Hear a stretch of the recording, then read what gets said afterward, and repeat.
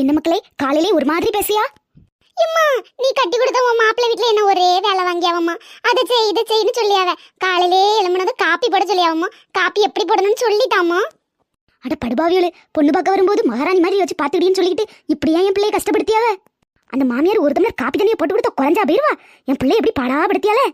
என் மாதிரி சுமதி, நீ கிச்சன்ல போய் நின்று அம்மா போன்ல எப்படி செய்யணும்னு சொல்லி தந்துட்டே இருக்கேன், அப்படி செஞ்சு கொடு என்னம்மா. சரிம்மா.